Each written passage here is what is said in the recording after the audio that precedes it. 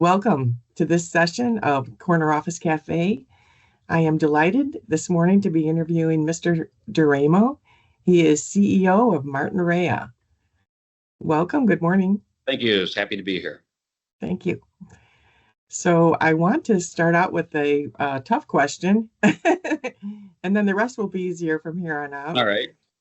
Since you've been CEO, you were president and CEO, now CEO, beginning in 2014, Martinrea has experienced enviable growth from a $3.23 billion company to over $5 billion company.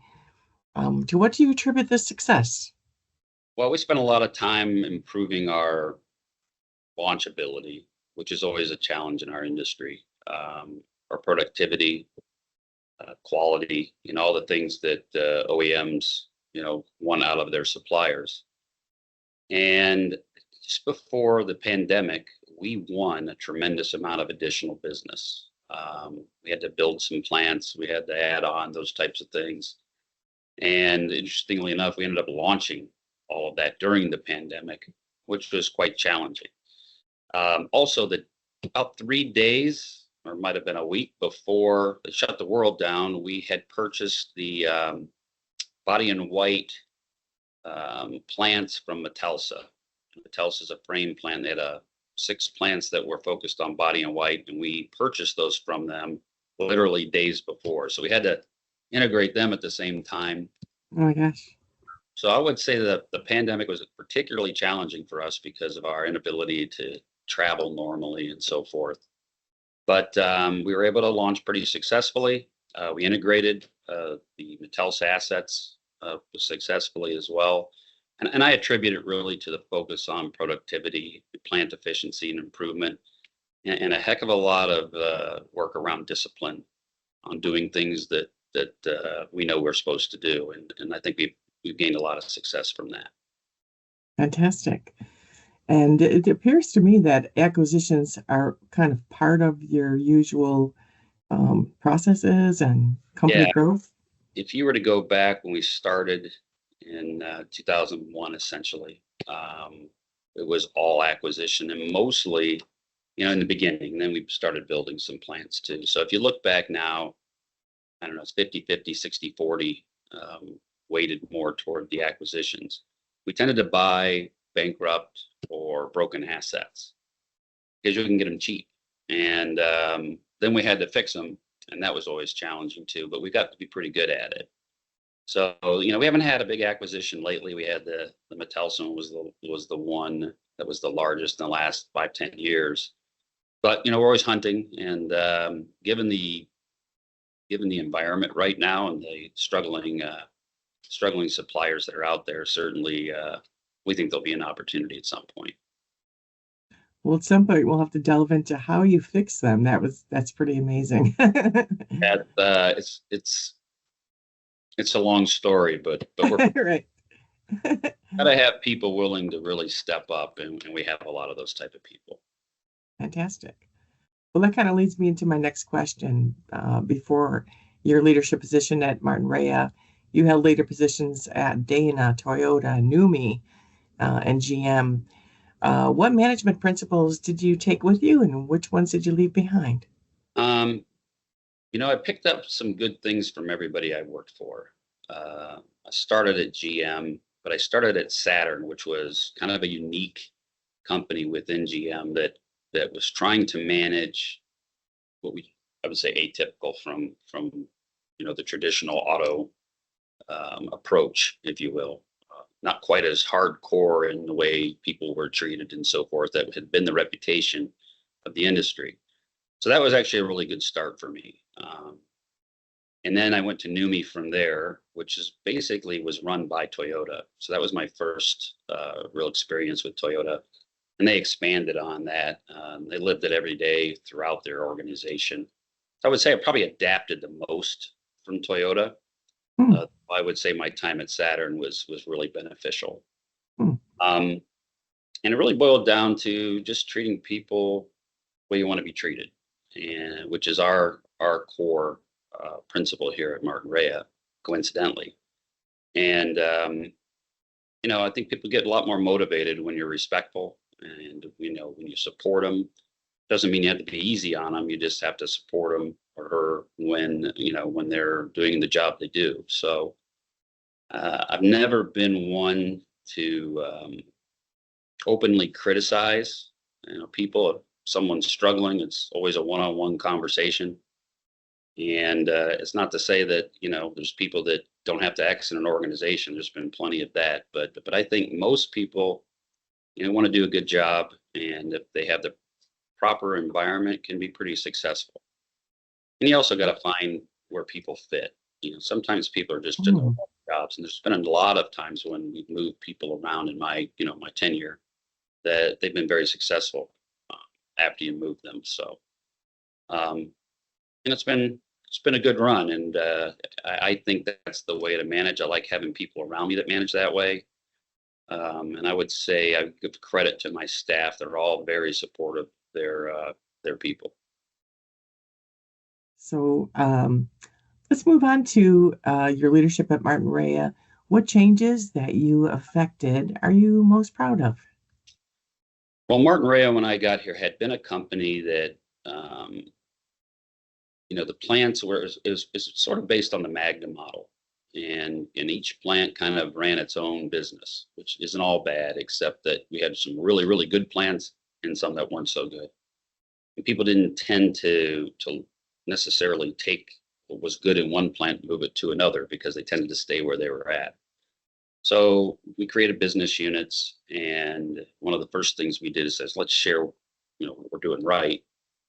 And then we spent a lot of time on lean manufacturing, and a lot of companies talk about doing that. And well, we like to do things lean, but what I found in my experience is it's a lot different than after being at Toyota than what most people think once you live it.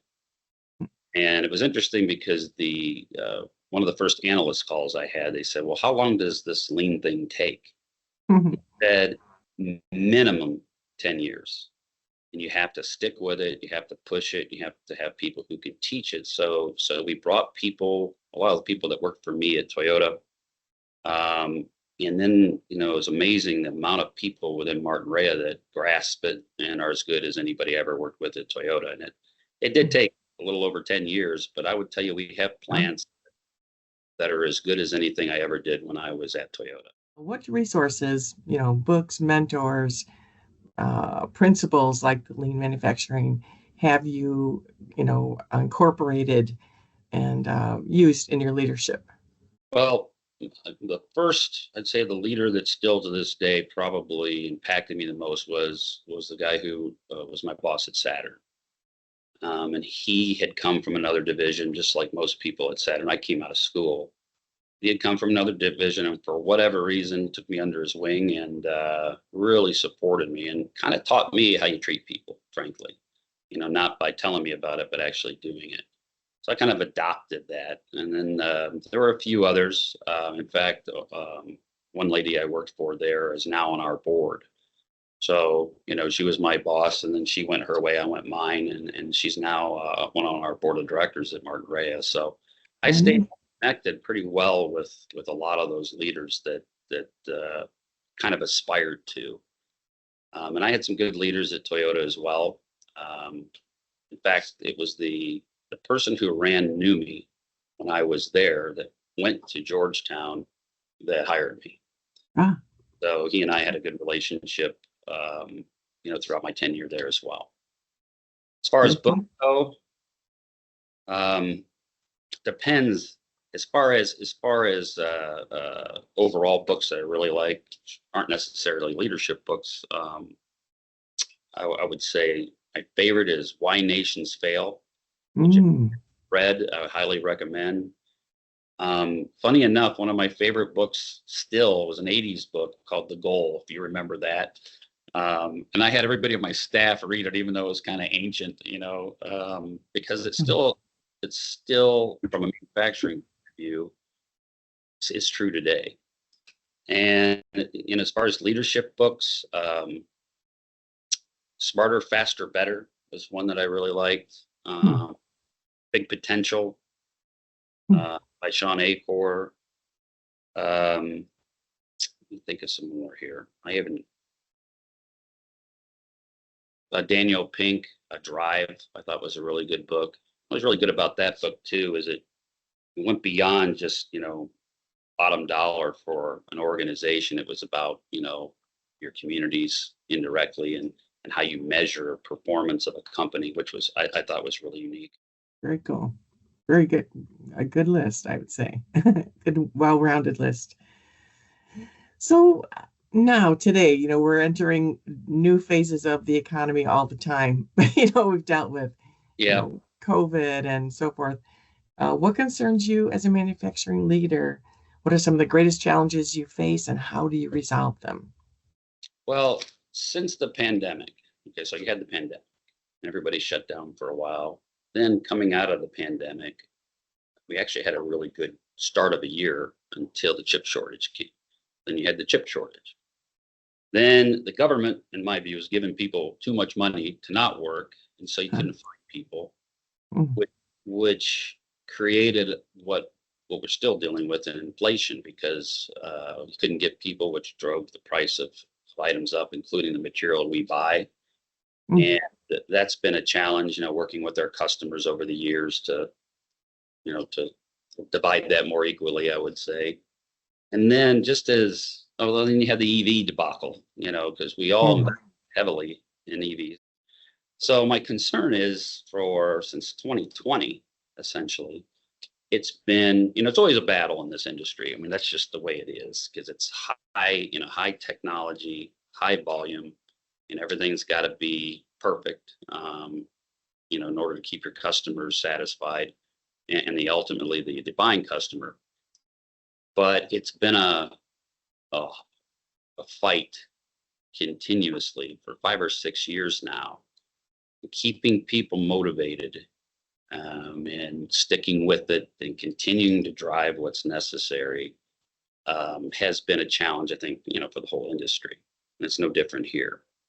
We've done some things to try to help that along. We have every couple of years, we have large, all the leadership conferences to kind of say, here's where we're headed. Look, what our strategy is, keeping people in the loop so they know where we're going and keeping people involved in that.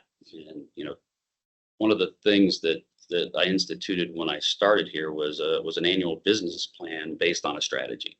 So, what's each person responsible for in their function or their business unit? Are they ahead or behind? If they're behind, why are they behind? What do we got to do to catch up? And, what new headwinds are we facing? So we manage that, I think, relatively well. And it helps because, you got to take the blindness away that could, exist so easily in the environment today. I feel pretty decent about the way we've managed through it. I wouldn't mind a break, Mm. volume, get things a little bit back to normal, whatever normal is, which is not really normal, but to get that sense of we like to produce, we're making good product, and our customers are doing well, but we haven't seen that in a number of years, and so it's difficult. You've kind of already answered this, but it's kind of a second part of an earlier question. Um, and it's a little bit of a rhetorical question. I've heard that you say the word people multiple times throughout, our conversation. What would you say are the credos and management principles that guide your management? Like I said before, one of our, we have 10 principles, and the top principle everybody knows is treat people with dignity and respect. Some people call it the golden rule. And we really work hard to live by that. We have had general managers or plant managers that perform really well, but didn't necessarily treat people well, no longer here. So how you treat people and promote what we're trying to do as a company is really important to us. And we've done a lot of little things that I think that have made a difference. We put a lot of good structure to our HR systems in place. We have a great progression succession system. Any of the people on my staff, I have 2 or 3 people I can put in that job now, where before I had to go outside. And this is propagated throughout the company. And our target is 80% promotion within and 20% go outside, because you still got to, change it up a little bit. Interesting. But I was just in Mexico last week, and they're averaging, that's 3 plants I visited, 85 to 87% promotion. Along with that, getting women a lot more interested in our business. How do you make it someplace they want to work? And we've done a really good job there. It's really funny. I went to one plant where 5 years ago they had no women in even close to the management system, and the whole half of their team now is women. And the plant is one of our best performing plants in the company. So, and you can see pieces of that all over the company. So I'm really happy with that. And I think that thinking about treating people with dignity and respect, regardless, and focus on the job, has made a big difference. Very cool. Very cool. One final question, because we're headquartered in Cleveland, I have to ask you, who is your favorite rock and roll Hall of Famer? It's funny. I have a favorite band I've always liked way back in high school, and they were relatively popular, but not like one of the screeching, top notch that everybody listened to. So I'm not even 100% sure they're in the Hall of Fame, but I think they have. But the Electric Light Orchestra, or what people call it. Oh, yes, yellow. And I saw them for the first time in concert in 2018, because they didn't come to the U.S. for like 30 years. And there was only one of them left, but happened to be the main guy, and he's got an all new group behind it, and it was fantastic. So I'm still a fan. Still listen to him today.